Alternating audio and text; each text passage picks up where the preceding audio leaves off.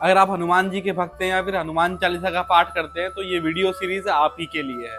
नमस्कार, मेरा नाम है देव और इस सीरीज में हम समझ रहे हैं हनुमान चालीसा के अर्थ को उनसे जुड़ी हुई कथाओं के माध्यम से। तुलसीदास जी लिखने बैठे हनुमान चालीसा, तो आप पत्र के ऊपर कुछ लिखते हैं, कुटिया के अंदर रख देते हैं, रात में सोने जाते हैं, सुबह उठ के देखते हैं कि पत्र किसी ने फाड़ दिया। तुलसीदास जी फिर कुछ लिखते हैं और फिर सोने जाते हैं रात में, तो सुबह उठ के देखते हैं कि पत्र जो था वो फिर किसी ने फाड़ दिया। तुलसीदास जी बड़े परेशान।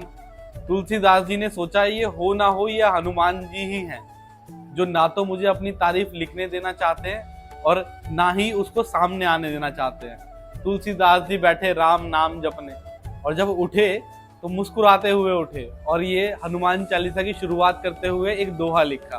दोहे के अंदर लिखा, श्री गुरु चरण सरोज रज निज मनु मुकुर सुधारी, बरनऊ रघुवर विमल जसु जो दायक फलचारी। मतलब कि श्री गुरु के चरण कमल की धूल से मैं अपने मन रूपी आईने को शुद्ध करता हूँ और यहाँ पे वर्णन करता हूँ श्री राम जी की कथा का, जो हमें 4 फल दे सकते हैं, मतलब कि धर्म अर्थ काम मोक्ष के परे ले जा सकते हैं। तो जब यहाँ पे उन्होंने लिखा कि मैं वर्णन कर रहा हूँ श्री राम जी की कथा का, तब हनुमान जी राम से ऊपर हाथ जोड़ के बैठ गए कि राम जी की कथा का वर्णन कर रहे हो, ठीक है फिर तो सुन लेंगे। सनातन धर्म में हमेशा से गुरु शिष्य परंपरा को सबसे ज्यादा महत्वता दी गई है। एक जो सबसे ज्यादा इम्पोर्टेंट इस देश के अंदर परंपरा है वो गुरु शिष्य परंपरा है, जिससे हमारे वेद आज तक ट्रांसफर होते हुए आए हैं एक गुरु से अपने शिष्य को, जब तक वो वेद व्यास जी ने लिख नहीं दिए थे। तो तुलसीदास जी जब हनुमान चालीसा लिखते हैं तो सबसे पहले गुरु चरणों का ध्यान करते हैं। एक गुरु हमें जीवन देता है, हमें संवारता है, मगर वो गुरु हमारे एक जीवन को नई दिशा तब तक नहीं दे सकता जब तक हम पूर्ण समर्पण ना कर दें। पूर्ण समर्पण किस चीज का? सबसे इंपॉर्टेंट है अपनी बुद्धि का। जब तक एक घड़ा खाली नहीं है तब तक उस घड़े के अंदर कुछ भरना नामुमकिन है।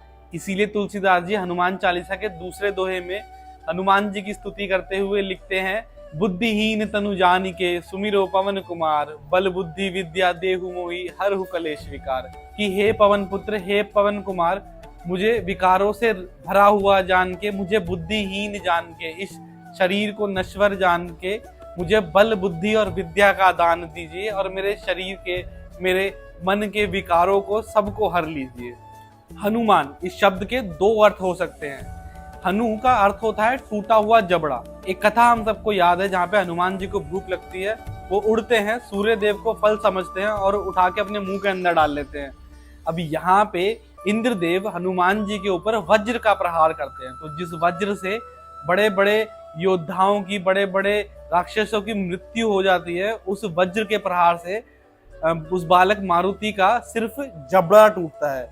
तो जब उसका जबड़ा टूटता है तो वहां पे उसका नाम पड़ता है हनुमान, और वही सूर्यदेव बाद में उनके गुरु बनते हैं और उनको ज्ञान का और गुण का सागर बनाते हैं। इसलिए तुलसीदास जी हनुमान चालीसा की शुरुआत करते हुए पहली चौपाई के अंदर लिखते हैं, जय हनुमान ज्ञान गुण सागर, जय कपीश तिहु लोक उजागर। क्योंकि हनुमान जी वानर थे, मतलब वन में रहने वाले नर थे, और वो जिस क्लैन से आते थे उसका नाम कपी था, तो इसीलिए तुलसीदास जी यहाँ पे कपीश शब्द लिखते हैं। हनुमान का एक और अर्थ होता है। हनुमान का अर्थ होता है, हनु मतलब टूटा हुआ और मान मतलब स्वाभिमान, अहंकार। तो जिस इंसान का अहंकार टूट जाता है वो अपने अंदर के हनुमान को जगा सकता है। तो हम और आप भी अगर अपने अहंकार के ऊपर विजय पाते हैं तो हम भी अपने अंदर के हनुमान को जगा सकते हैं।